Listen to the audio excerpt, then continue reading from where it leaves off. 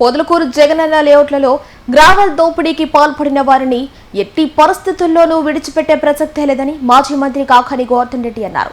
పొదలకూరు మండలం చిట్టేపల్లి గ్రామంలోని జగనన్న లేఅవుట్ ను జగనన్న కాలనీలో నిర్మించిన గృహాలను లబ్ధిదారులు, మహిళలు, వైఎస్ఆర్ కాంగ్రెస్ పార్టీ నాయకులతో కలిసి ఆయన పరిశీలించారు. ఈ సందర్భంగా జగనన్న కాలనీ చంద్రబాబు కహానీ కార్యక్రమాన్ని కాకాని శ్రీకారం చుట్టారు. జగనన్న ప్రభుత్వం పేదల సొంతింటి కలను నెరవేర్చేందుకు ఏర్పాటు చేసిన లేఅవుట్లు, నిర్మించిన గృహాల ప్రస్తుత పరిస్థితిని ప్రజలకు తెలియజేసేందుకే ఈ కార్యక్రమాన్ని చేపట్టినట్టు తెలిపారు. లేఅవుట్లోని పరిస్థితులను పరిశీలించి లబ్ధిదారుడితో మాట్లాడి వారి సమస్యలను అడిగి తెలుసుకున్నారు.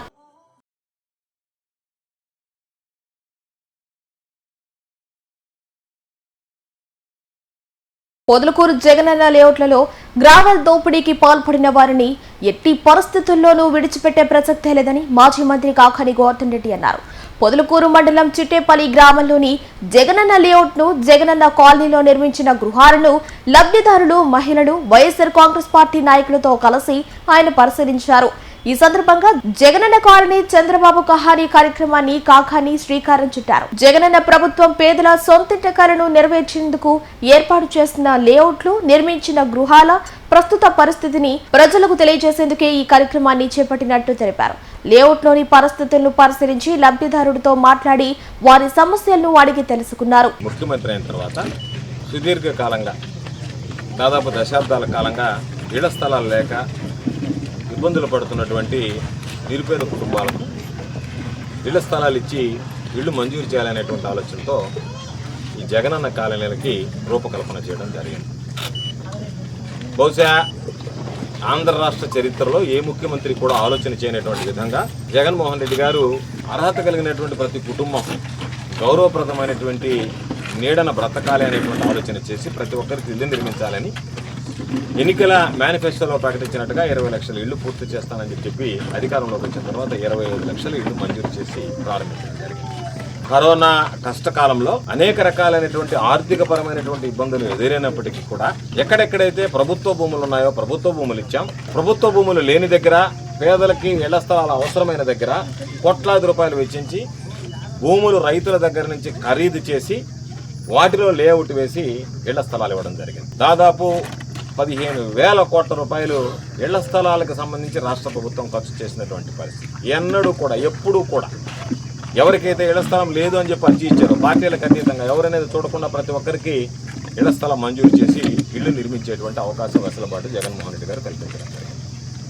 అందులో భాగంగా సర్వేపల్లి నియోజకవర్గానికి సంబంధించి అన్ని మండలాల్లో కూడా ఎక్కడక్కడ అవసరమైతే ప్రతి గ్రామంలో కూడా మండల కేంద్రాలతో పాటు ప్రతి గ్రామంలో గ్రామ స్థాయిలో కూడా ఇల్లు నిర్మాణాన్ని చేపట్టాం. అదేవిధంగా ఇళ్ల స్థలాలు కూడా వాళ్ళకి కేటాయించడం జరిగింది. పొదలకూరు మండల కేంద్రం అనేక అభివృద్ధి కార్యక్రమాలు వైఎస్ఆర్ కాంగ్రెస్ పార్టీ హయాంలో జరిగాయి. అందులో భాగంగా ఇళ్ళు లేనటువంటి నిరుపేదలకు ఇళ్ళు అందించాలనేటువంటి లక్ష్యంతో దాదాపుగా ఒక 45 ఎకరాల స్థలాన్ని ఎంపిక చేసి ఇళ్ళు ఇవ్వాలనేటువంటి సంకల్పంతో ముందుకు వెళ్ళడం జరిగింది. మొట్టమొదటగా నెల్లూరు రోడ్లో చాటకుట్ల సమీపాన ఇళ్ల స్థలాలకు సంబంధించి ప్రభుత్వ భూమి ఉన్నది. ఆ ప్రభుత్వ భూమిలో దానిలో లేఅవుట్ ప్రారంభించిన వెంటనే కొంతమందిని కోర్టుకు పురమాయించి ఆ రోజు ప్రతిపక్షంలో ఉన్నటువంటి సోమిరెడ్డి అండ్ కో దానిని ఒక స్టేట్ అవడం జరిగింది. చిట్టి అడివి అని ఉంటే కాదు ఇది అడివి అని చెప్పి తెచ్చారు. ఆ తర్వాత దానికి సంబంధించి కొద్ది రోజుల పాటు వాయిదాలు వేయడం, మా దగ్గర ఆ కాగితాలు ఉన్నాయి తెస్తానని చెప్పి దాన్ని కాలయాపన చేసి పేదవాడికి ఇళ్ల స్థలాన్ని అడ్డుకొని ఇళ్ల స్థలం ఇస్తే జగన్మోహన్ రెడ్డి గారికి ప్రభుత్వానికి మంచి పేరు వస్తుందేమోనని వెన్నుపోటు పార్టీ ఏదైతే ఉందో ఆ వెన్నుపోటు పార్టీ ప్రతి దగ్గర కూడా ప్రజలను ఇబ్బందులు పెట్టాలి, జగన్మోహన్ రెడ్డి గారికి పేరు రాకూడదనేటువంటి ఆలోచన చేస్తూ అందులో భాగంగా ఇక్కడ కూడా పొదలకూరు మండల కేంద్రంలో కూడా సర్వేపల్లి నియోజకవర్గంలో అదే రకమైనటువంటి వ్యవహారాన్ని నడపడం జరిగింది. అయితే చాలా రోజులు ప్రయత్నం చేశాం, కోర్టులో స్టే వేకేట్ కాలేదు. ఎప్పటికప్పుడు సమయం అడగడం, ఏదో ఒక విధంగా అడ్డపొల్ల వేయడంతో ప్రత్యామ్నాయ స్థలం బాగుంటుందని చెప్పి పొదలకూరు మండల వాసులందరినీ కూర్చోబెట్టి చిట్టేపల్లి దగ్గర అనేక సంవత్సరాలుగా ఉన్నటువంటి ప్రాంతాన్ని చదును చేయించి దీన్ని నివాసయోగ్యంగా మార్చి ఈరోజు పేదలకందరికీ ఇళ్ల స్థలాలు ఇవ్వాలి అని చెప్పి అనుకూలంగా ఉన్నటువంటి స్థలం మాత్రమే దాదాపు 100 ఎకరాలు ఉన్నటువంటి దీనిలో ఒక 45 ఎకరాలు అనుకూలమైనటువంటి స్థలాన్ని తీసుకొచ్చి దాన్ని గ్రేడియంట్ ప్రకారం విభజించి ఏ విధంగా ఇల్లు కడితే ఇబ్బంది ఉండదు అనేటువంటి దాని మీద వీళ్ళకి దాదాపుగా 1500 మంది కుటుంబాలకి ఈరోజు ఇక్కడ ఇల్లు ఇవ్వడం జరిగింది. ఈరోజు పొదలకూరులో ఇళ్ల స్థలాలు చూస్తే 2 లక్షలు 3 లక్షలకు పైచులు కాంకణం సుదూర ప్రాంతాల్లో కూడా ఉండేటువంటి పరిస్థితి ఉంది. దూరంగా ఉండేటువంటి లేఅవుట్లో మౌలిక వస్తువులు లేనటువంటి లేఅవుట్లో కూడా ఈరోజు లక్షల రూపాయలు ఉండేటువంటి పరిస్థితి. కాబట్టి నుడా నామ్స్ ప్రకారం 50 అడుగులు 40 అడుగుల రోడ్డుతో పేదవాడికి ఇబ్బంది పడకుండా రేపు పేదవాడికి ఏదన్నా అవసరం వచ్చినా సరే డ్రైన్లు రోడ్లు అన్నీ నిర్మించాలనేటువంటి లక్ష్యంతో ఇక్కడ దాదాపుగా 1500 ఇళ్ల ప్లాట్లు ఇచ్చాం. 1100 ఇళ్ళు మంజూరు కావాలని అడిగితే 1100 ఇళ్ళు కూడా మంజూరు చేయించడం జరిగింది. దానిలో 530 ఇళ్ళు ప్రారంభించారు. వివిధ దశల్లో పురోగతులు ఉన్నాయి.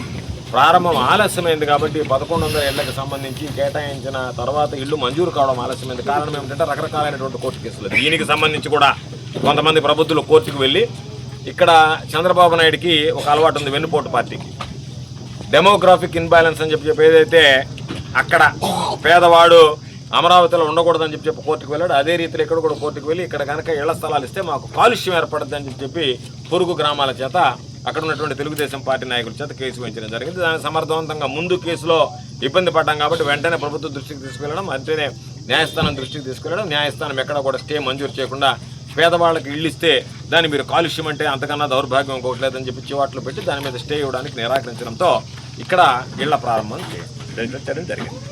అయితే ఈరోజు చూస్తే జగనన్న ముఖ్యమంత్రిగా ఉన్నప్పుడు ప్రతి మండల కేంద్రాన్ని కూడా నుడా పరిధిలోకి తీసుకు, ఆ నుడా పరిధిలో ఉంటే అర్బన్ హౌసింగ్ వస్తుంది, ప్రతి ఒక్కరికి ఇల్లు కట్టేటువంటి వెసులుబాటు వస్తుంది. రూరల్ హౌసింగ్ చాలా తక్కువగా వస్తుంది కాబట్టి రూరల్ హౌసింగ్లో పూర్తి స్థాయిలో న్యాయం చేయలేం కాబట్టి ఇవన్నీ అర్బన్కి దగ్గరగా ఉండేటువంటివి, నెల్లూరుకు కొత్తపేట దూరంలో ఉండేటువంటి ప్రాంతాలు కాబట్టి వీటన్నిటిని కూడా దాదాపుగా రాష్ట్ర వ్యాప్తంగా కూడా జగన్మోహన్ రెడ్డి గారు అర్బన్ ప్రాంతంలోకి చేర్చడం జరిగింది. చంద్రబాబు నాయుడు ముఖ్యమంత్రి అయిన తర్వాత దాదాపుగా 12,000 గ్రామాల అర్బన్ పరిధిలో ఉండేటువంటి వాటిని తీసేసి ఆ 12,000లో కేవలం 1,400 గ్రామాలు మాత్రం ఉంచడం జరిగింది. రాష్ట్ర వ్యాప్తంగా నెల్లూరు జిల్లాకు సంబంధించి దాదాపుగా గూడూరు, కావలి, కోవూరు, నెల్లూరు మినహాయిస్తే మిగతా దాదాపుగా వాటన్నిటినీ కూడా ఈరోజు తీసివేశాడు అర్బన్ డెవలప్మెంట్ అథారిటీలో నుంచి. దానివల్ల అర్బన్ హౌసింగ్ వచ్చేటువంటి అవకాశం కోల్పోయింది. దీనివల్ల పేదవాడికి ఏదైతే గతంలో 1,80,000 రూపాయలు ఇచ్చాం ఒక్కొక్కటి, అంటే 1,50,000 రూపాయలు నిధులు ఇచ్చాం, 30,000 రూపాయలు దానికి సంబంధించి ఆ 30,000 రూపాయలు కూడా ఉపాధి హామీ పథకం కింద ఇచ్చేటువంటి ఏర్పాటు చేశాం. జగన్మోహన్ రెడ్డి గారు ఒక అడుగు ముందుకేసి అదనంగా ఇంకొక 35,000 రూపాయలు వడ్డీ లేనటువంటి రుణాలని సంఘబంధంలో ఉన్నటువంటి వాళ్ళకి ఆ వడ్డీని ప్రభుత్వమే భరిస్తూ ఒక 35,000 రూపాయలు కూడా మంజూరు చేశాడు. దాంతోపాటు ఉచితంగా ఇసుక ఇచ్చాడు. అనేక రకాలైనటువంటి కార్యక్రమాలు, తక్కువ రేటుకి స్టీల్ ఇచ్చాం, తక్కువ రేటుకి సిమెంట్ ఇచ్చేటువంటి ఏర్పాటు చేశాం, ఇళ్ల నిర్మాణం ప్రారంభించాం. ఈరోజు ఈ కాలనీలో ఇల్లు చూసి చెప్పాడు, మినిస్టర్ని కూడా తీసుకొచ్చాడు, విజిలెన్స్ వాళ్ళని పెట్టాడు. వెన్నుపోటు పార్టీకి సంబంధించినటువంటి నాయకుడు చంద్రబాబు గూటులో చిలక పలుకులు పలుకుతుంది విజిలెన్స్. ఆ విజిలెన్స్ కూడా నాణ్యతకు సంబంధించి మాట్లాడలేకపోతే ఒక దగ్గర ఎక్సెస్ పేమెంట్ అంటాడు, ఒక దగ్గర తక్కువ పేమెంట్ అంటాడు, కాంట్రాక్టర్లకు పేమెంట్ రావాల్సిన మాట వాస్తవం అని అంటాడు. రకరకంగా పాపం కట్టుకోలేనటువంటి పేదవాళ్ళు మేము కట్టుకోలేమంటే కాంట్రాక్టర్లు పురమాయించి కట్టించడం జరిగింది. మేము అడిగేది ఆ రోజు దాదాపుగా 1,80,000 రూపాయలు ఇంటికి 35,000 రూపాయలు దానికి సంబంధించి వడ్డీ లేని రుణం ఇస్తే 2,15,000 రూపాయలు ఇంటికి ముట్ట చెప్పేటువంటి పరిస్థితి ఉంటే వీటికి అదనంగా ఇసుక, సిమెంటు, గ్రావెల్, ఉచితంగా ఇసుక, తక్కువ రేటుగా సిమెంట్, గ్రావెల్ ఇచ్చేటువంటి సౌలభ్యం ఉంటే ఈరోజు చంద్రబాబు నాయుడు పుణ్యాన్ని జరిగింది ఏంటంటే చంద్రబాబు నాయుడు రాగానే ఒక అనౌన్స్మెంట్ ఇచ్చాడు, 4 లక్షలు ఇస్తాం ఇంటికి అని చెప్పి. పేదలందరూ ఆతృతగా ఎదురు చూశారు, 4 లక్షల రూపాయలు వచ్చేస్తున్నాయి, మనం అందరం ఇళ్ల నిర్మాణం పూర్తి చేసుకోవచ్చు, బ్రహ్మాండంగా ఇల్లు కట్టుకోవచ్చు అని చెప్పి ఆశపడ్డారు, తపన పడ్డారు. తీరా చూస్తే తూచి అని చెప్పి 4 లక్షలు నేను మామూలుగా ఇవ్వడం లేదు, ఓన్లీ అర్బన్ ప్రాంతంలో 2 లక్షలు అన్నాడు. ఈరోజు వాటికి సంబంధించి 2.5 లక్షలు మాత్రం అర్బన్ ప్రాంతాల్లో ఇచ్చి రూరల్ ప్రాంతాల్లో ఉన్నటువంటి వాటిని అర్బన్ ప్రాంతాల నుంచి తొలగించేసి ఈరోజు ఇక్కడ ఉన్నటువంటి పరిస్థితి ఏంటంటే 1,20,000 మాత్రమే ప్రభుత్వం, 39,000 ఉపాధి హామీ కింద ఇస్తారు. అంటే గతంలో ఇచ్చినటువంటి 1,80,000 స్థానంలో ఈరోజు 2 సంవత్సరాల తర్వాత రేట్లన్నీ పెరిగితే సిమెంట్ రేట్లు పెరిగాయి, ఇసుక రవాణా ఛార్జీలు పెరిగాయి, స్టీల్ రేట్లు పెరిగాయి. ఇవన్నీ పెరిగిన తర్వాత కూడా ఈరోజు వీళ్ళు ఇచ్చేది గతంలో ఇచ్చినటువంటి 1,80,000కి భిన్నంగా కేవలం 1,59,000 రూపాయలు మాత్రమే ఇవ్వడానికి ఈరోజు వాళ్ళు ఒప్పుకున్నారు. అంటే ఉన్నటువంటి దానిలో కోత పెట్టాడు.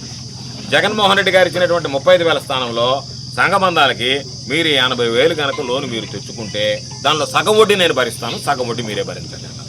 అంటే అన్ని విధాల పేదవాడికి సానుకూలంగా లేకుండా పేదవాడికి వ్యతిరేకంగా ఉండేటువంటి నిర్ణయాలు తీసుకోవడంతో ఈరోజు ప్రజలందరూ కూడా ఇళ్ళు కట్టుకోలేక చేతులు ఎత్తేసేటువంటి పరిస్థితి ఏర్పడింది. దానికి నేను మాట్లాడుతున్నాం. ఈరోజు ఒక పక్క చూస్తే ఎంత దారుణమైనటువంటి పరిస్థితి అంటే సోమిరెడ్డి అవినీతికి సర్వేపల్లి నియోజకవర్గం తుడిచిపెట్టుకుపోతుంది. సోమిరెడ్డి కొడుకు, సోమిరెడ్డి అల్లుడు ఏదైతే 3 పార్టీల కూటమిగా చేరాయో బీజేపీ, జనసేన, వెన్నుపోటు పార్టీ తెలుగుదేశం, ఇక్కడ ఈ ముగ్గురు కలిశారు కూటమి. చంద్ర సోమిరెడ్డి కొడుకు సోమిరెడ్డి అల్లుడు. వీళ్ళ దాహానికి ఎక్కడ కాదేది అని చెప్పాడు కదా మామూలుగా శ్రీశ్రీ గారు, అగ్గిపుల్ల కుక్కపిల్ల సబ్బు పిల్ల కాదేది కవిత కానర్హం అన్నట్టుగా పంచభూతాల ప్రకృతి సంపద ఊళ్ళోడ సంపద దేవాదాయ భూముల ప్రభుత్వ భూముల ఏదైనా సరే దోచుకో, ఇది చివరి అవకాశం, ఇక నాకు అవకాశం లేదు కాబట్టి నేను ప్రజల మంది సొత్తు దోచుకుని వెళ్ళిపోవాలని చెప్పి మాట్లాడేటువంటి పరిస్థితుల్లో ఈరోజు అక్కడ ఉన్నటువంటి ఇళ్లను తొలగించి మీడియాకు చూపించాం, ప్రజలకు చూపించాం. అక్కడ ఉన్నటువంటి మహిళల పాపం లబ్ధిదారులు కంటతడి పెట్టుకున్నారు. వాళ్ళ కేటాయించినటువంటి స్థలాల్లో ఇళ్లు నిర్మాణం చేపట్టకపోగా ఆ ఇళ్ల స్థలాల్లో ఉన్నటువంటి లేఅవుట్ రాళ్ళను తొలగించేసి అక్కడ గ్రావెల్ ఇచ్చేసేటువంటి అక్కడే ముప్పటిగా కుప్పలుగా ఆ లేఅవుట్ రాళ్ళు అప్పుడు వేసినటువంటి లేఅవుట్ రాళ్ళు అన్ని వసతులు పూర్తయ్యాయి. దాదాపుగా కరెంటు సౌకర్యం కల్పించాం, అదేవిధంగా దానికి సంబంధించినటువంటి మంచినీటి వసతి కల్పించాం. ఇవన్నీ కల్పించిన తర్వాత మీరు అభివృద్ధి చేయకపోగా ఉన్నటువంటి ఇళ్లను ఆపేసి ఈరోజు అక్కడ గ్రావెల్ ఎత్తేసేటువంటి పరిస్థితి. సోమిరెడ్డి వచ్చాడు, ఇళ్ళంతా తిరిగాడు. ఇళ్ల స్థలాలకు సంబంధించి ఈరోజు ఆడవాళ్ళు అంటున్నారు, లబ్ధిదారులు అంటున్నారు, ఒక్క ఇంటికి కూడా కనీసం నేర్రి కూడా బారలేదు, అంత శుభ్రంగా ఇళ్ళు ఉన్నాయని చెప్పి 2.5 సంవత్సరం అయితే మీరు ఆపేస్తే ఎక్కడన్నా చుట్టూ చెట్లు మొలిచి ఇది అడవిలాగా తయారైంది తప్ప ఏ ఇళ్ళైనా ఒక ఇళ్ళైనా నేను వెళ్ళి చూసొచ్చా, దెబ్బతిన్నటువంటి ఇళ్ళు కనిపించలేదు. ఇళ్లకు సంబంధించి ₹1 బిల్లు ఇవ్వలేదు. సోమిరెడ్డి మాత్రం ఏమన్నాడు, 5,000 కోట్ల రూపాయలు అవినీతి జరిగింది అన్నాడు, అసెంబ్లీలో మాట్లాడాడు. ఎవడో బిస్కెట్ వేసాడు, ఆ బిస్కెట్ తోటే మరగడం ఆపేసాడు.